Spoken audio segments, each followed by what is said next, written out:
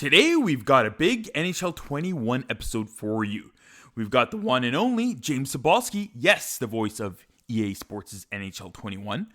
We'll talk to Joshua Kloke from The Athletic about Leafs' Dubas' busy offseason moves so far. And we'll finish talking to Thrash about playing NHL 21 and its new features. Hit the music.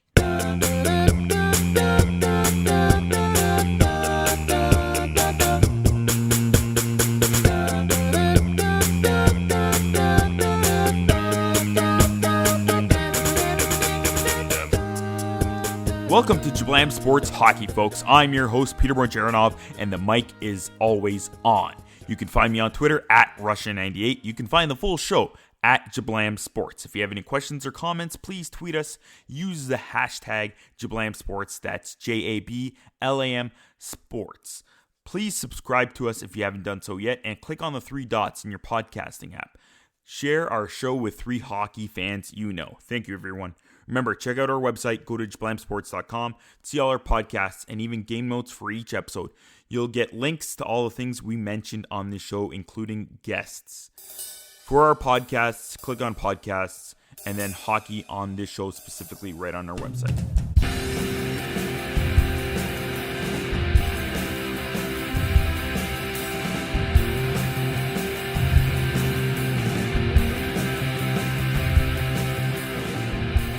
Time for some Trending Now. Trending Now this week, everything's talking about all things NHL 21 with EA's new release of the game last week. Who better to talk to than the voice of the game, the play-by-play man himself, James Cybulski. Yeah, that's me, right? Yeah, that is you, isn't it?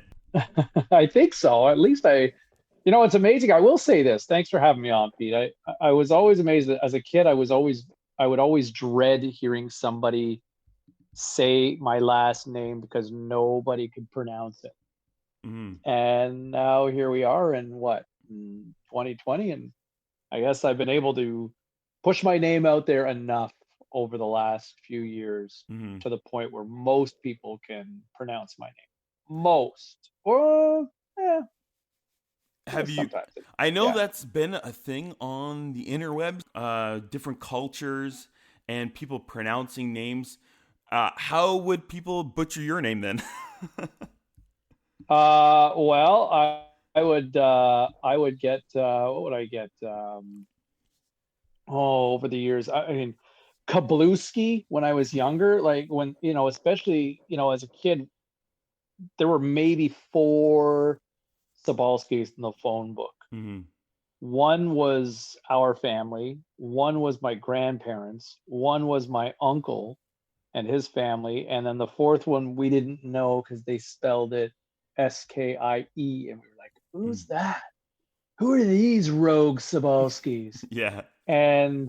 But man, people would, like teachers. I remember playing a minor hockey tournament once, and the rare time that they would say your name on the public address, which, as a kid is kind of like, man, it's so cool. And I would just dread it because I'd be so embarrassed skating around. And it was like, number 6, Joe Smith, number 7, Felix Desjardins, number 8, Jamie Cybulski, and they just Cybulski.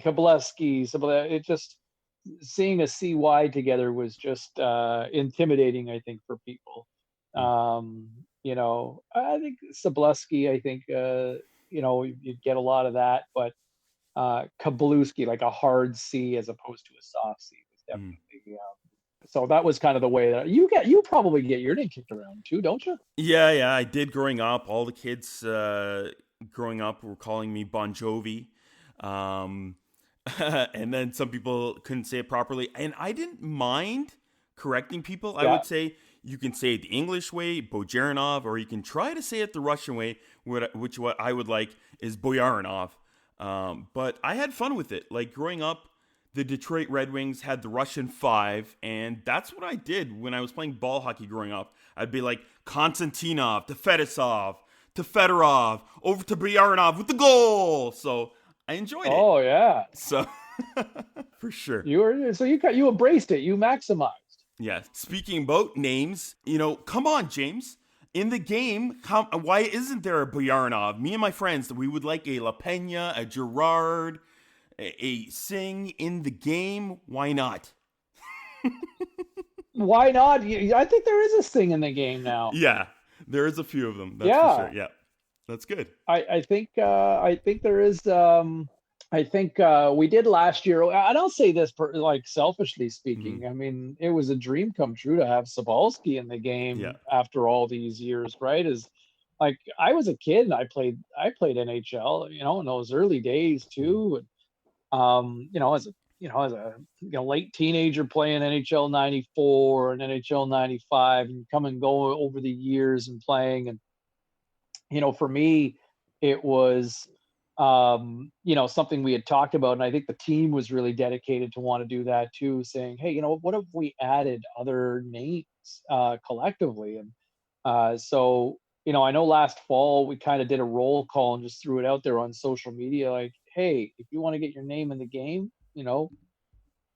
let me know. Mm-hmm. And so we threw it out there, and there were hundreds and hundreds of submissions for people, and then they added, and they kind of took a look at some of the more common names around the world as well. And, and I think the one thing is we've become more and more diverse community. And I'll say from a Canadian standpoint, it's not just Smith and Thomas and Jones anymore, Mm-hmm. right? Like, it's like you said, Bon Jovi, like your last name, and Cybulski for me. And, that's more common. Like Cybulski, it's funny, like, I say this in all seriousness. It's like Cybulski's a way easier name when you look at it now and you go, a lot of people are like, why would you think that's hard? Mm-hmm. Because 30 years ago it was, and, Yep. and it was way more of an ethnic name at one time, where Cybulski doesn't seem that ethnic anymore, right? Yep. And so we are more diverse as a community in our country, around the world, and I think that's one thing that we've tried to make more reflective of the game as well. And that's one of the coolest things that I've got since the game's come out in the last few days, that people messaging me saying this is really cool. And I know also making it more inclusive for female players as well, and more gender friendly, but to have the names in there for people that would have never expected, and people from different walks of life, and to say that, wow, like, it makes me feel like I'm part of the game, and that means a lot. So I mean, if that's something that that I was a small part of to help contribute to that, then I'll take that as a win. Speaking about talking all those names, how many hours does it take of voice work to be making the game? I'm guessing last year would have been a lot more because you had to do every single thing. It was, so when we started, I think we aimed for somewhere around 250 to 300 hours. I think that's what we kind of looked at. And this past year, we were pretty close to, it was pretty close to 300 hours this year. The focus was on building the Be a Pro that we had never done. Like, year one was just getting the meat and potatoes of, because it was my first year, getting all the, moves the puck, passes into the offensive zone, walks the line, into the corner. Oh, there's a big hit, shoot, scores, and all of that. And so, I think we got a few hundred hours, in year one, and then we added another, close to 300 hours in year number two, and a lot of that on the be a pro mode, and we'll just continue to build on that. So it works out to where I go into the studio, or prior to COVID, obviously impacting all of us, and we've been working from home for the last 6 months. But we started off going into the studio once or twice a week for anywhere between 4 or 5 hours, and we'd go and do a voice session once or twice a week, and then working from home, doing a few hours, anywhere between 2 and 4 hours a day, anywhere between 2 to 4 days a week, and just continue to build content. Wow, it's crazy. I think it's because of all your work in Be a Pro, and I think a bit of the advertising. I think a lot of people have tried it out and played it more this year. It seems more fluid, more choose your own adventure movie story feel. it's great. I've really enjoyed it. Yeah, thank you. I'm over the moon with it. It's I think there were days that it felt, there were days you're like, man, am I just like, just repeating myself all the time? Mm, Am I just redundant here? Is this nonstop? What's this look like? Man, this feels really repetitive at times. Going along with the story, or man, didn't I say this already? But the way, it's assembled once it ultimately breaks down, mm. I think it really I'm really happy with it. I haven't got my copy yet. I think it should arrive any day here. So, Yeah. but I think the feedback and just taking a little peek at a couple of the reviews, they seem to be pretty favorable. That I think people are quite happy with how Be a Pro, that I think people have been longing for a while, and we focused on doing that this year, and took an approach that it was kind of unique. It's funny playing Madden face of the franchise and going through that, and I'm looking forward to kind of doing the same, with Be a Pro and just trying it out and to see how it sounds. And we had the voice work of a few old friends and colleagues that were part of the process as well, which Mm, was a lot of fun to be able to work with some friends to be callers, and uh for that to kind of go down the way it did. mm. That was a lot of fun. That's One cool. of the voices that you'll hear is, and people might be familiar with, is Carol and Cameron from Sportsnet. Carol and I worked together for a few years, Back at going Sportsnet back AM. about 5 years. So yeah, Yeah. doing Sportsnet Central in the morning, and so that was kind of fun, and the opportunity presented itself, and so we had a couple of days where we worked together, and with her contributing to the game, and another broadcast colleague who portrays the voice of the beast in High River, and also Brendan Halloran as well, who was part of the process, who was also the role of one of the callers as well. Hmm. And he works as a producer on the Jay and Dan show on TSN as Nice. well. And Brendan and I have known each other for about 10 years as well. So it's funny how they say, there's an old saying, don't kick the ass now, you may have to kiss later. And not to say that they're kissing my butt, but it's great to stay friends with people along the way, and to be able to kind of connect, and we'll do, it was fun, and it's fun to work with friends because it Yeah. doesn't feel like work when you're having fun. Speaking of voices and interesting people, last year you got to work with the one and only Snoop Dogg. How was it working with him? And did you go to any one of his parties?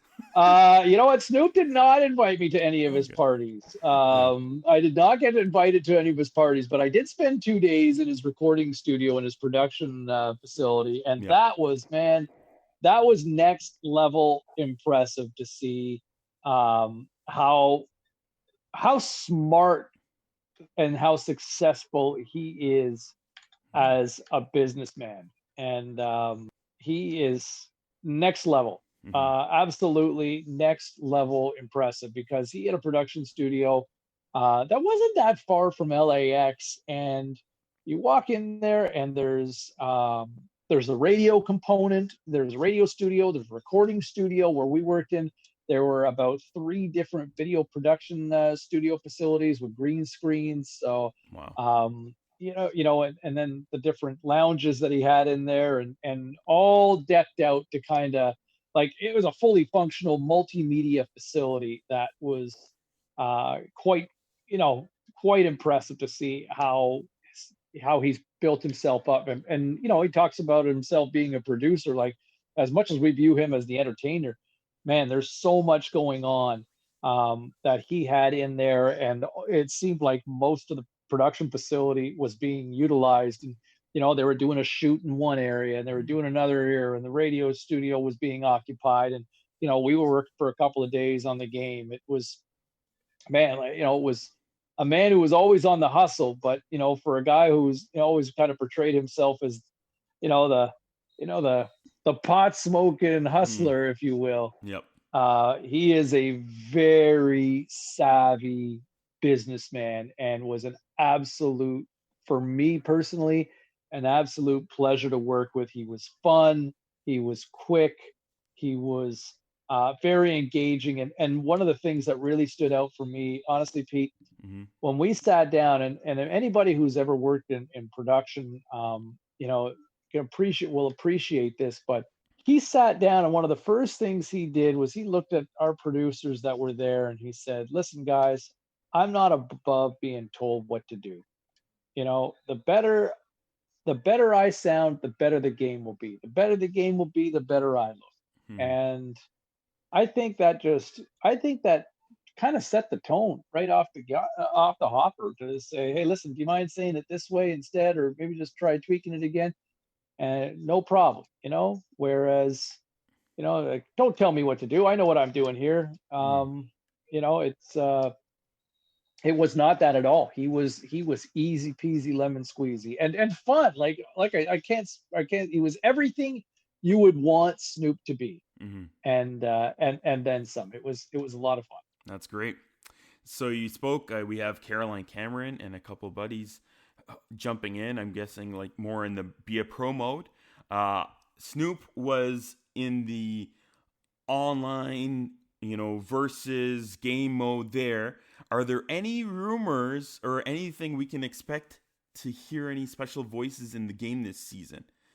Tell me it's Mike Myers. Yeah, baby. Oh, no? Well, oh my God. Yeah, no, that would have been awesome. Yes, no, that would be so much fun. Okay. You know what? There is no Snoop as far as I know this year. Unless there's something done without me knowing, but they basically, I think the focus, like, it was a nice little treat, and I think there's definitely a lot of scheming behind the scenes to say, okay, what do you do? What can you do for an encore after bringing Snoop into the game?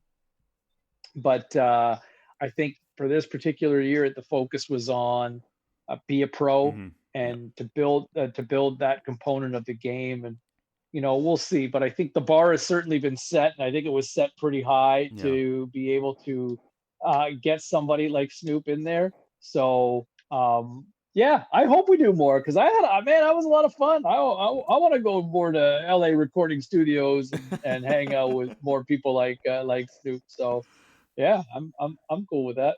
Yeah, if I could really throw out a name, maybe a Lil Nas X, or maybe a great voice work guy would be Will Arnett, who's probably worked at the NHL before, right?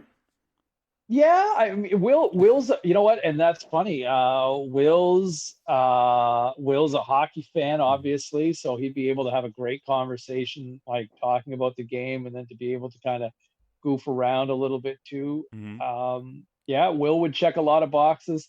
Always thought John Hamm would be kind of fun. He's a bit of a hockey fan. Who else would they talk? You know what? Drake would be cool, man. Like, obviously, as a Canadian growing up in the Toronto area, I think he's probably more of a hoops guy, but I think he'd still. I'll tell you what. Who'd be phenomenal? I mean, I think for the demographic, but I just think the price point would be probably more than the entire budget of the video game. But if you can get if we're just aiming high, how about Justin Bieber? Yeah, Justin, if you're listening, it's an open invitation to join us on the video game. All right, welcome. Come and hang out with us and join us for NHL on EA Sports. Play a little World of Chell, do a little Hot Rush, and what do you think? What do you think? You think Bieber would be a sell? Oh, for sure. He knows his hockey. He can play. Yeah. He could play. He could totally tell you all about the Leafs and playing practice and everything with Matthews and the rest of these buds over here, for sure. Yeah, totally. I think that would work. Yeah. So anyway, there's an idea there. Speaking about calling and making calls, one question I really want to know is, who in the blue hell is Gillies Laveque? I think that's everybody wants to know. When I'm playing online, and everyone's like, Gillies Laveque, I hate this guy. He keeps on calling me for tripping. I didn't even do anything wrong. And I'm like, I'm doing research. I'm like, there is no Gillies Laveque. I'm like, which referee is this? So true story. decided to come up randomly with a name for the referee a few years ago. And we decided, my first year being involved in the game, thought, okay, let's why don't we, and I think David Pritchett, who's one of our lead producers for the game, David kind of suggested, like, let's come up with a name. What would be a good, let's make him French. And for me, growing up in Ottawa, I obviously hung out with some especially growing up in the East End. I obviously grew up with some friends that were bilingual or Franco-Ontarian, if you will. So I had I kind of just, there was a good buddy of mine back in high school, and we didn't go to the same high school, but a good buddy of mine named Gilles, that Gilles came to mind, and a very French name. And I thought, what, incorporate that. And there were some people I knew, the last name Laveque as well. And I thought, how about Gilles Laveque? So there's nobody specific that it was based on.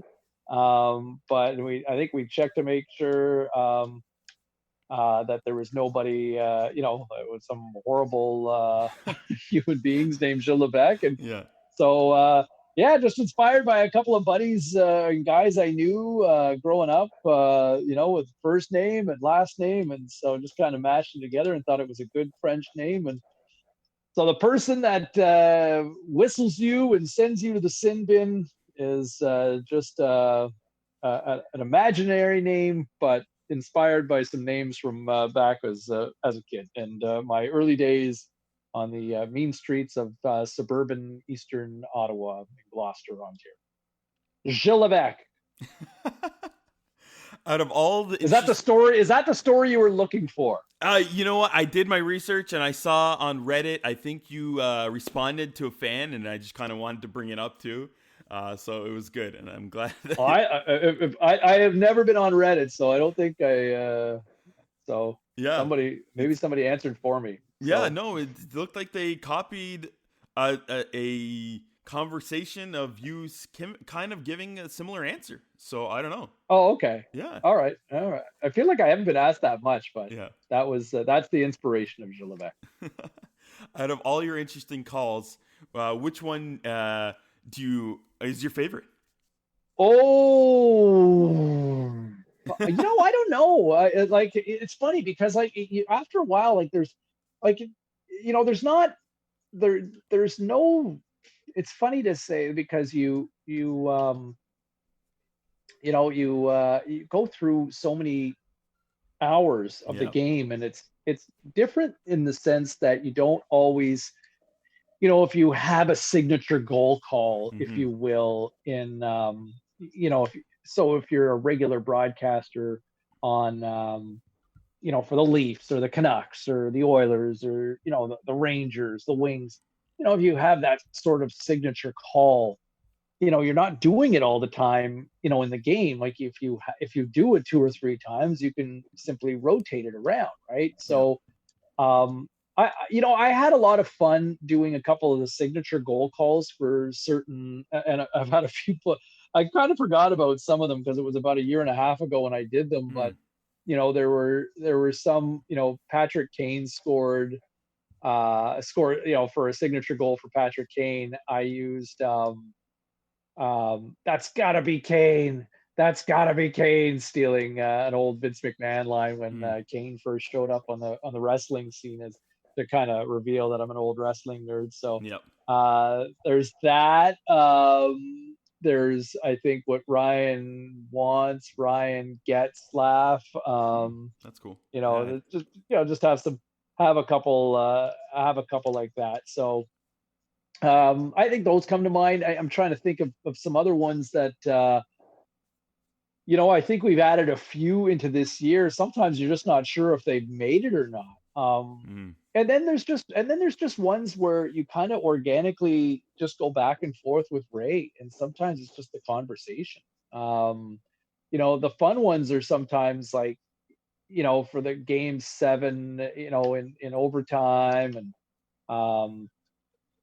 or the Stanley Cup game and they've won, and just sharing some of those stories and little tidbits for that you just have a little more improvisation. Those are the ones that kind of stand out. But, I think a lot of, in terms of what one that really comes to mind, I know our producer Dave Pritchett loved the double. I used one for a glove save, like what did I do? Great glove save, right? So the double G, the great glove. And I remember Dave saying a couple years ago he wanted to try to make that my signature. The double G. So I don't know if it's caught on anywhere, but yeah, that's where it's at. That one's a good one. One that I liked when I enjoyed playing hockey or watching the game of hockey was from the West Coast, was Roger Millions. He had some great ones, and I really liked when he did numerical counterpart. I don't know what it was, but I love that one, especially when it comes to like, coincidental minors or a fight or anything like that. I really like that one. And here's one that I kind of made, I think. It's my original, and you can use it if you want. Is if someone scores on the penalty kill, I always do, now that's what I call power killing. I don't know. You can use that one if you want. A power kill. Yeah. Yeah, okay. I'll take it. I'll put it in the suggestion box. I'll take it in the that's what I call a power kill. Yeah. All right, the power kill. Power Takes killing. The penalty kill and power killing. Yeah. Buzz kill. Yeah. Okay. All right. I'll take it under advisement. I won't. No idea is a bad idea. How about that? I'll. I think there might be something to work with that. Okay. I'll think about it. Thank you, sir. I won't throw it into the recycling bin right away. No, there's something there. I feel like there's something there. We can work with that. Sounds good. I remember there was one I used to do a highlight on highlight shows when Pavel Datsyuk would score. I would a buddy of mine had given me one a suggestion from one that his buddy would use, and I would go, Datsyuk, nah, that's sick. Mm-hmm. So that was what I maybe I liked it more than other people, but that was one. Maybe that's why I don't do highlight shows anymore. All right. Just yesterday, before we were recording this, the legend himself, Sports Illustrated named him in 2017 the greatest sportscaster of all time. That's Doc Emmerich, retiring. Of course, the voice of EA Sports for many years, until someone took his job. Yeah. Well, yeah, that was. I'll tell you what, that was a thing. Like, so I think like Doc had done it for so many years. Yeah. And I think there's the contract, and I think the game wanted to just go in a different direction. I believe, I could be wrong. This is all above my pay grade, but I think the agreement with NBC was no longer had expired, and I think EA wanted to go with more of their own sort of broadcast format in terms of the presentation, and less with the NBC Sports. Yeah, and so yeah, I think that was kind of where they had gone. And so when they had an opening for a broadcast team, and I think they had auditioned, I think there was probably somewhere in the neighborhood of about 24 of us that auditioned for the opportunity to be part of this. And I had gone in, and and I guess it just fooled the right people, I suppose. Had gone in, I didn't know really what to expect. And that was I went in, and they kind of showed me some highlights, and I kind of walked in, and I think I obviously did enough to convince them that they liked what they had heard, and then and so I kind of went again, and they called me back about 6 weeks later and said, hey, we'd like to bring you back for a callback. And it's like, okay, well, let's do it again. And so I went back a second time, and I think they liked it again, and then tried it a third time. And I really wanted it, but it was one of the things that they did kind of say was, look, we really like, but our social media can sometimes be a little merciless, Yeah. and how are you prepared to deal with maybe some of the blowback, because Doc's a pretty iconic voice, and man, like I love Doc Emmerich as a broadcaster. The bigger, and I'll say this, like this to me is the sign of excellence as a play-by-play guy, or a play-by-play person for that matter. The bigger the game, the better the call.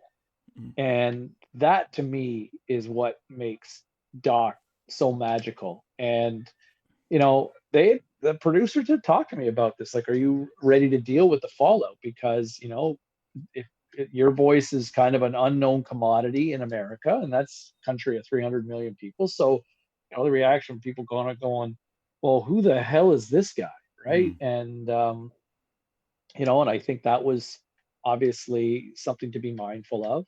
And that was no, I was like, yeah, I'll deal with it. And I'll be honest with you, the feedback that I got, like, I was nervous. Yeah, I mean, you never know, right? I mean, you're going on after an incredibly iconic voice, and I would say the gaming community's been, really positive, overwhelmingly for the experience. But it was something that was definitely discussed before it kind of went public, or at least before I ultimately landed the gig and the opportunity. And I think it was something they had to weigh in as well, to go from such a known commodity, and a guy who, let's face it, the voice of hockey for a generation in America, right? I mean, for the last quarter century, and you look at the individuals that have called the game before me, Jim Houston, essentially there'll be a generation of Canadians that will know Jim Houston as the voice of hockey in this country. And then it was Gary Thorne, who was essentially the voice of hockey, for a lot of Americans for a very long time. And now here we are, same sort of thing of Mike Emmerich, right? And how many, I think it was 22 straight Stanley Cup finals that he had called, or at least the last several on a national broadcast. To be part of that, now there was definitely some insecurities going, what the hell am I doing? I don't really belong here, part of this group. But I'm very thankful that, the broadcast team felt comfortable enough to, give me that shot. Well, you know what? I think you totally deserve it, and you're knocking it out of the park. Thanks, Pete. I appreciate that. No, like legitimately, to me, I've tried to take the approach that I want to have fun. Like I really want to have fun with the game, and I want to treat it the way that I want it to be treated, and that's with the utmost respect. That if you're playing the game, it's the biggest game in your world in that moment, right? Obviously, if you're sitting down playing the video game, nothing else matters. It's taking priority over your kids because you're focused more on the game, right? So, that's where I kind of, okay, well, let's figure this out, and how do we make this work? And and I think, hey, look, I know I'm not going to be everybody's cup of tea, but at the same time, I'm very grateful for the opportunity, and I feel like most people get what I'm trying to do, and I like a high energy sort of call, and that's what I try to bring to the table. Thanks, James. You can find him on Sportsnet 650, and of course, right on your video game when you play NHL21. Thanks, James, for joining us on our show today. Peter, thanks for having me, man, and stay safe out there, and keep marinating in hand sanitizer.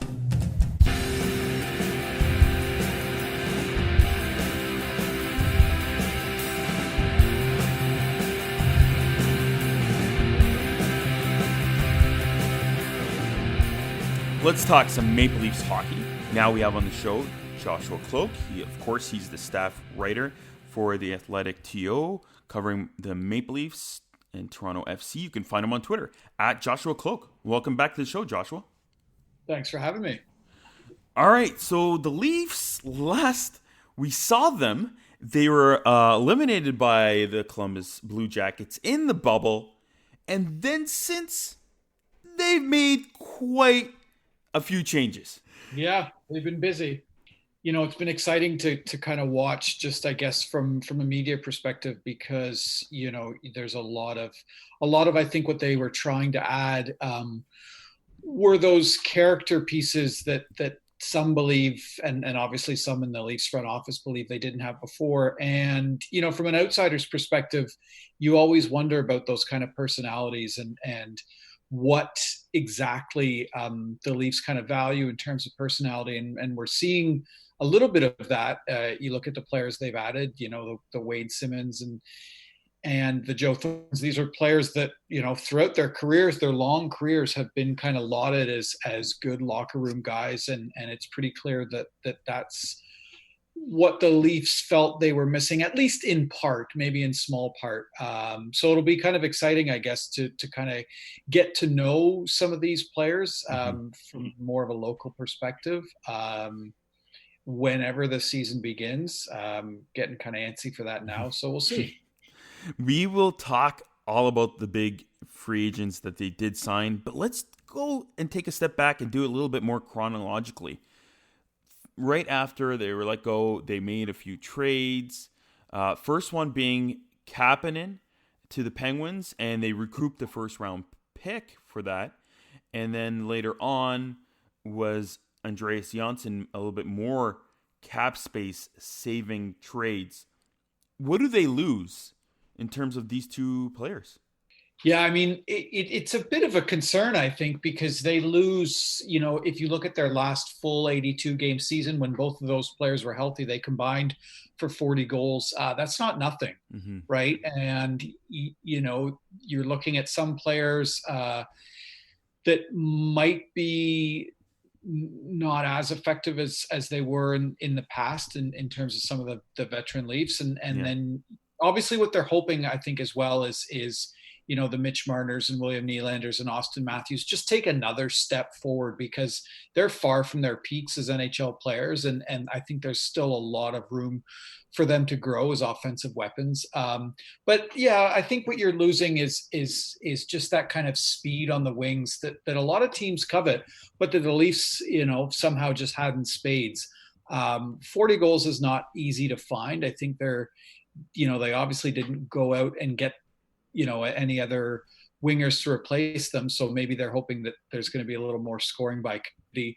But I do think that when you consider just how, for one, the most obvious one, when you look at just how much Austin Matthews has improved as a player over his time in the league, and just how, how strong he looked last season, how strong he looked in the playoffs. I don't think 50 goals, consistently is out of the question. So you're going to get more from him. I think a lot of people expect Mitch Marner to have that bounce back here. So while you are losing that speed and goal scoring from the wings, you're also looking at a player, Andreas Johnsson, who's had kind of an up and down career in Toronto, and battled injuries. So maybe some question marks there. But again, there's other players they've added. There's the Jimmy VCs, right? Joe Thornton, Wayne Simmons. Can you get 40 goals combined out of those guys? Maybe. So I don't think they're viewing it as too much of a loss, just because of the amount of pieces they added, and just because of the growth that they see in their high-end talent. With the Kapanen trade, they recouped that first round pick, and they draft Rodion Amirov. What can you tell us about this player? I mean, he's a player that they're pretty high on, and he's a player that I think, in terms of speed and skill and hockey IQ, which are the three things that I think the Leafs front office values and covets, more than anything in young players and draft picks. He has all of those as spades, and he immediately becomes, one of, if not the most singularly talented players in the Leafs prospect pool. And the Leafs prospect pool needed an injection of talent. I think before this draft, it was quite thin. they added 12 players in the draft, which was a lot. Mm-hmm. And Amarov, he's playing in the KHL right now. He's logging decent minutes in the KHL, second, third line minutes, which is pretty good for an 18-year-old. It's going to take time. The question I have with Amarov, and I think the question that a lot of people are asking is, how soon or how, I guess not soon, is he going to come to North America? Is he going to be, I don't want to say rushed, right? Is he going to really take his time in the KHL to develop? And are the Leafs going to kind of take a bit of a hands-off approach and just let him develop in the KHL, which is a very good league? Or are they going to try and get him over here, pretty soon? And what's that going to do to his development? But everybody I've spoken to, speaks to his character. He sounds like a really, good, smart kid, and someone that wants to eventually play in North America. I don't see it as a risk at all. I just see it as a player that completely, fits in with their organization in terms of what they want. Again, speed, skill, and really strong hockey IQ.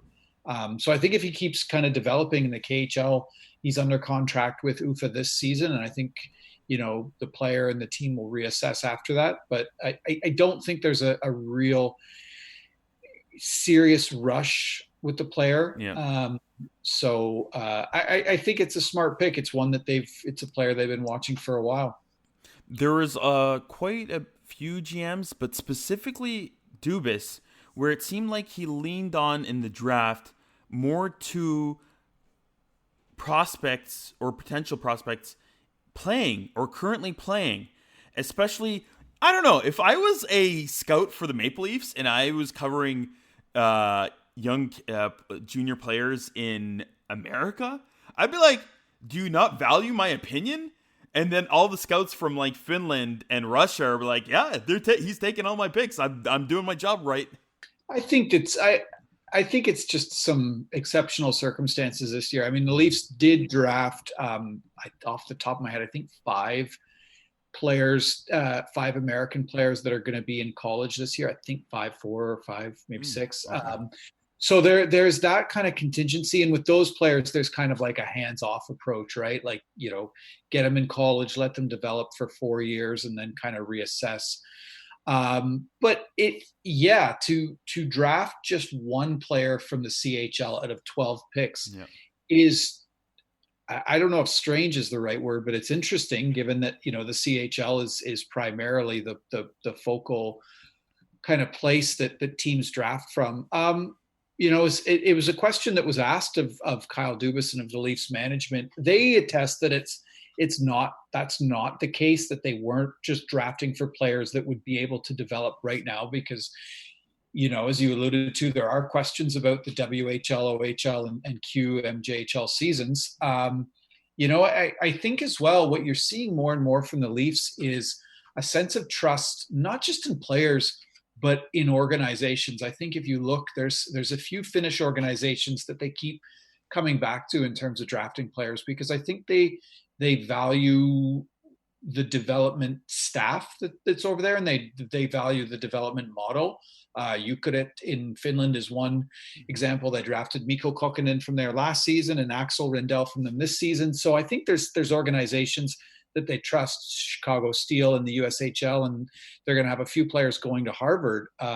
So I think there are connections there. And so, according to the team, that was just kind of the way things fell. But also, I think if you look at, players from Finland or Sweden, generally the really high-end players, and this is a generalization, but the players from Finland or Sweden that are drafted high very often have good hockey IQ, and it's something that the Leafs really value. So, why not kind of make the best of a very bad situation and draft players that are going to be playing right away, even as much as they kind of deny that was the case. Mm-hmm. Then free agency hits, and then they do get more focused in terms of homegrown and Ontario type talent. The Leafs go and sign a fairly good defenseman in TJ Brody. Is he exactly kind of what the Leafs need, especially maybe being somewhat the opposite of a Tyson Barrie? Well, yeah. I mean, he's I don't know if he's definitely the opposite of Tyson Barrie. It was just, Tyson Barrie, just great player in his own right, a terrific person, incredible teammate, or so, his teammates told me, just not the right fit. Right. So what you wanted was a little bit more of a defensively responsible and a defensively steady defenseman who could just chew big minutes. And TJ Brodie might be a little bit older than they perhaps would have wanted in a defenseman. But I do think he is that player that they've long coveted. And he's a player that they've tried to land previously. Right. And that's important. He's a player they've tried to land in trades previously. So, yeah, it is kind of what they wanted. And I think if we're just kind of looking at things from 40,000 feet, Kyle Dubas did an incredible job this offseason, has done an incredible job this offseason in ticking all the boxes and just getting the players, the right players, and acquiring the pieces that they need. And it's again, you're ticking boxes and you don't know how it's going to turn out, but they needed defensively steady right shot D to play top 4 minutes. They got him. They needed more of that kind of grit and feistiness and physicality, and they got that in Wayne Simmonds. They needed veteran kind of character guys that can still provide a bit of leadership to a young core. And they got that in re-upping on Jason Spezza and adding Joe Thornton. So again, just big picture, I think they've done really, really well. But it still remains to be seen what those pieces kind of look like. You've mentioned Simmonds and Thornton, and we've talked about Brodie. They've also shored up the blue line by adding recent Stanley Cup winner Zach Bogosian. Right. If everybody points to a weakness, it's usually the Leafs' defense. By adding Brodie, Bogosian, and letting go of Barrie, do you see a very big improvement in terms of maybe that need? It's hard to say before we get a final look at the roster and we start playing games, but yeah, on paper, it looks better.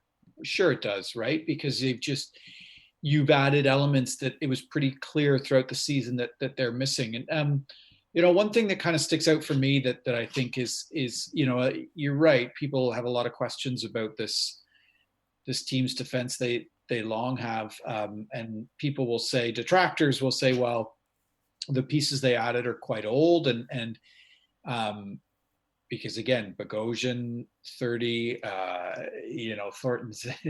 Thornton's kind of a marvel in his age. Simmonds is on the other side of 30, Spezza as well.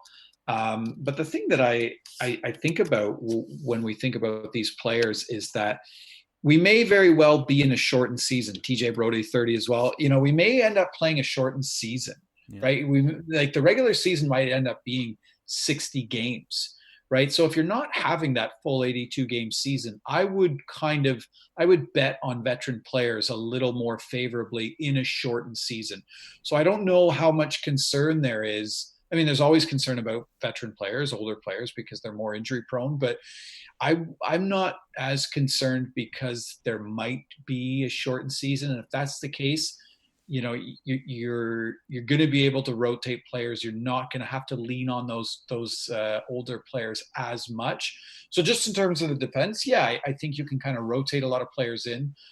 There's players at the back too that like Mikko Lehtinen, one of the KHL's best defensemen right now. He's going to come in. We don't know exactly what he's going to be, but he could be a player that really benefits the top six.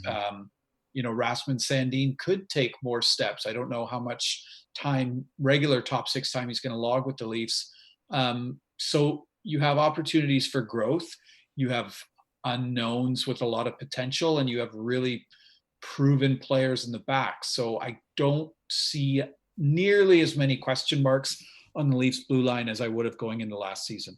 Another question mark on the blue line as well, with the Leafs tight against the cap and their RFAs are Travis Dermott and Ilya Mikheyev. What are in the cards for Dermott? Yeah, he doesn't have arbitration rights, so his case is obviously a little bit tricky.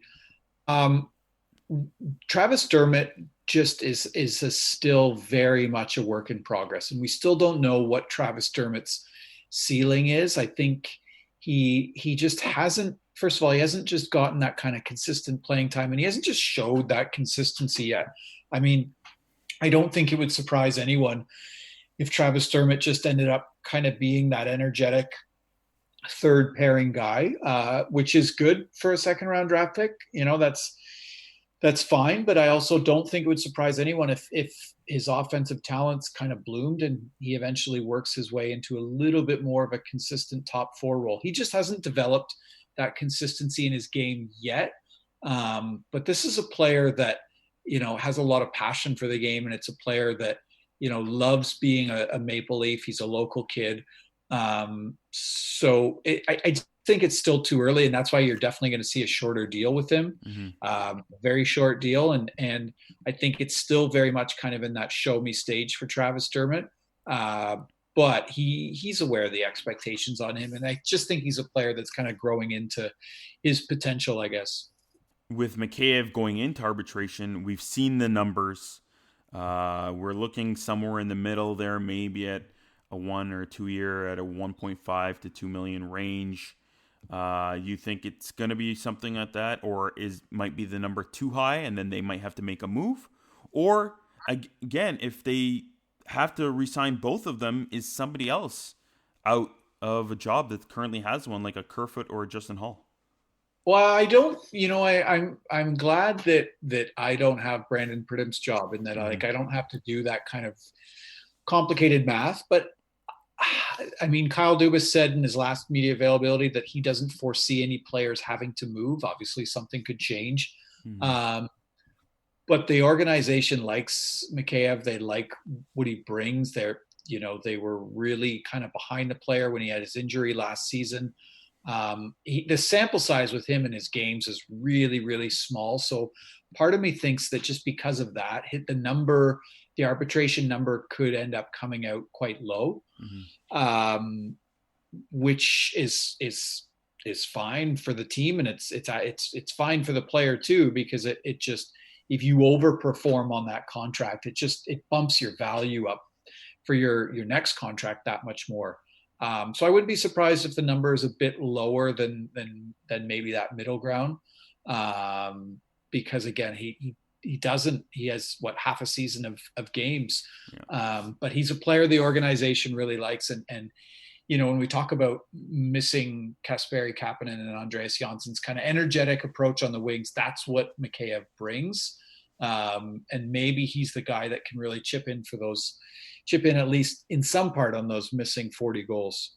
You can find him on Twitter at Joshua Kloke and as well at The Athletic. Thank you for stopping by, Joshua. Thanks for having me. Continuing on the theme with the release of NHL21 from EA Sports, now on the show we have Thrash. You can reach him on Twitter at Thrash94Gaming. You can also find his Twitch channel, Thrash94Gaming, as well. Welcome to the show, Thrash. Thanks for having me. EA Sports invited you to the Game Changers program. That sounds awesome. How was it? Super exciting, actually. Something I've wanted for quite a while. I wanted to get in there for literally since I started doing YouTube for about 4 years now. So getting in was definitely exciting. So you got the early access to the game as well.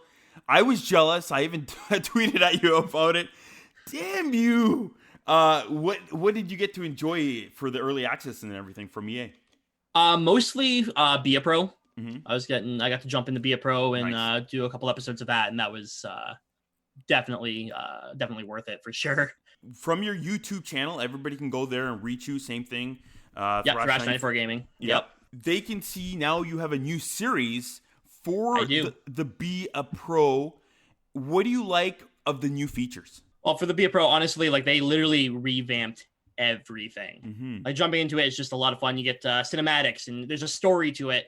It's not like in past years where you literally just, all right, and I'm playing this game and I'm moving on and I'm playing the next game and I'm moving on, and there's challenges and there's different things to do after every game, and there's even audio commentary with James Cybulski, and he talks about your player and all the different things going on, and they added record books and you can see if you're about to pass somebody when you score a goal or whatever. It's really updated, and I think they did a great job with it. I was going with my buddy. I was getting ready for the podcast episodes and everything today.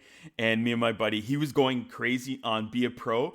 And because everybody was talking about how it's, I'm only first, I'm only second, I'm only first, second, going overall. But he was like playing like horrible. So it worked though. He was going like in the 4th round, in the 6th round. And he had some late first round ones. So you can, if you play horrible out there, just so you know, you can get drafted later. I wonder if you can go undrafted at one point. That's an idea. That's an idea to try something out. See if you can go undrafted and see what happens from there. For sure. It's interesting. What's something you found unique or at least much different or better from last year for Be a Pro? I mean, they added, like I said, they added in the cutscenes and the different things like that. But even like being on the ice and everything, it feels... The coach calls you over and it's like, hey, like we're doing well, but we need to put on the pressure. Can you score a goal for me? And you can either accept or decline that. And if you accept it and you get the goal, then everyone on your team is happy. You gain, morale or likeness or whatever. But if you don't get it done, the coach is like, look, man, you let me down. Like we need you to step up.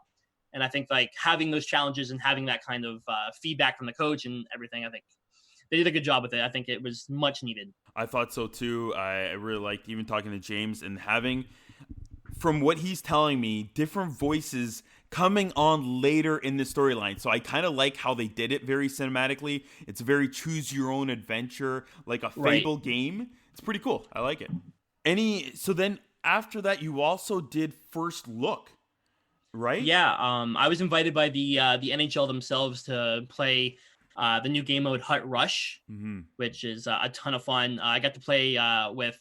Well, I would have got to play with some big-time NHLers, JT Brown and Brady Tkachuk, if I wasn't eliminated immediately by Leafy. But no, it was really cool to even have access to Hut Rush early and try that out and be a part of the tournament. That was super cool. Speaking about Hut Rush, I haven't tried it yet. It sounds kind of ridiculous. Is it kind of like when you watch the All-Star game and they do the breakaway challenge, but you get bonus points for that? Is that how it works? So, Hut Rush, are you an ESHL guy? I play basically the online mode, and then I sometimes play club, 6v6, and then eliminator 3s. I don't play Hut much myself. They have, so it's essentially, Hut Rush is essentially EA SHL meets Hut. Okay. So you get to use your own Hut team, or you get to draft a Hut team. And you go out on the ice, it can either be 3v3 or 6v6.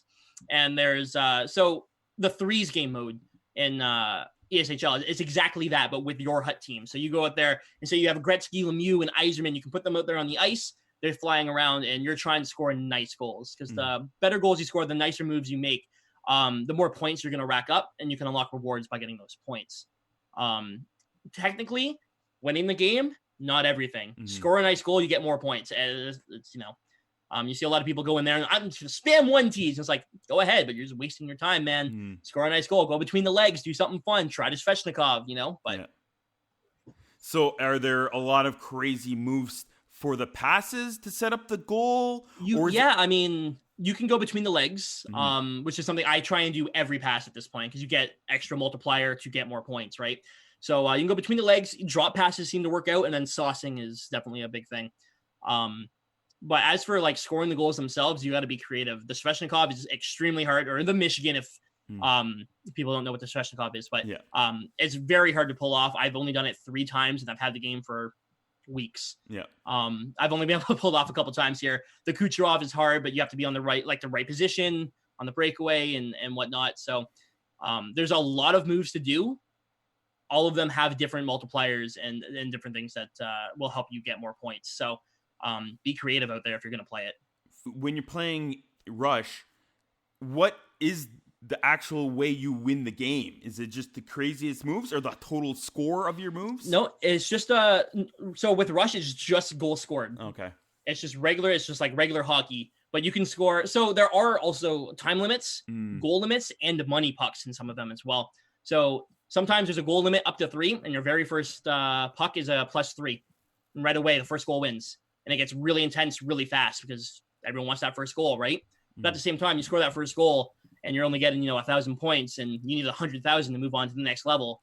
It's not really fun, right? So you want to try and make it crazy while playing conservative. It's it's a lot of fun.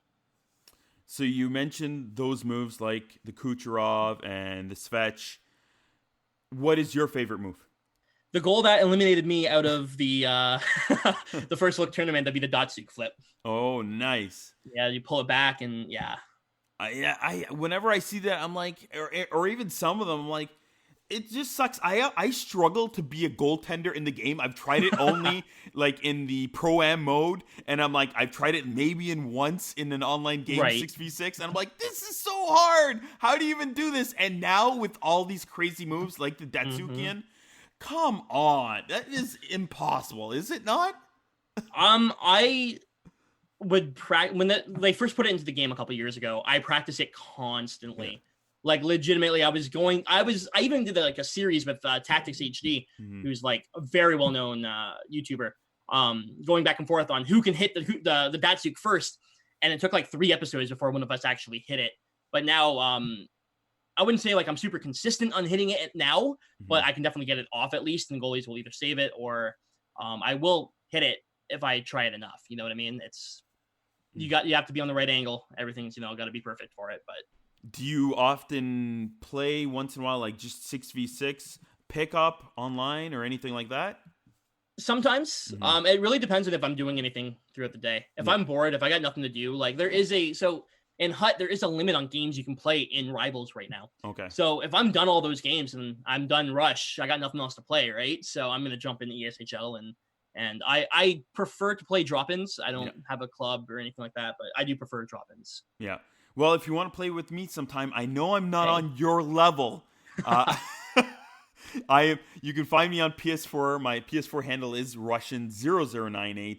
I'm not on your level, but I'm a serviceable D-man, Hey, we all need them. Not everyone would be scoring goals, What position do you usually like? I prefer playing as a winger. Yeah. But somehow I always get like roped into being center and then losing faceoffs and people being mad at me for losing the faceoff, and I'm not a center. Don't put me here and I won't lose the faceoff easy. So you do get frustrated easily with certain people online, either trolls or playing really poorly? Absolutely. Oh yeah, absolutely. See, here's the thing. And the reason I like to play drop-ins and I don't like to play with, say, hypothetical fans or friends or anything like that, it's because I can't yell. I can yell at these people who I don't know, and I won't feel bad about it. But if I'm yelling at my friend, I'm like, "You're an idiot. What are you doing?" I'm like, "It's a video game at the end of the day, but I'm still mad at you." Like, I don't want to upset somebody I actually know, So see, I'm a little bit more the opposite. I like chirping people, but I feel bad if I'm chirping a guy I don't know at all. Whereas if I'm chirping my buddy, like I know what he's good at in the game or say in life or whatever, and then I know what's going to get him under his skin, so I like doing it that way. Fair enough, yeah. Fair enough. All right, you can reach him on Twitter at Thrash94Gaming, and of course, same thing on Twitch.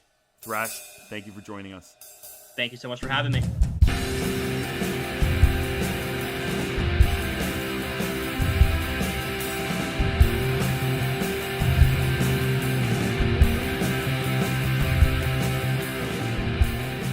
I want to thank all of the guests this week.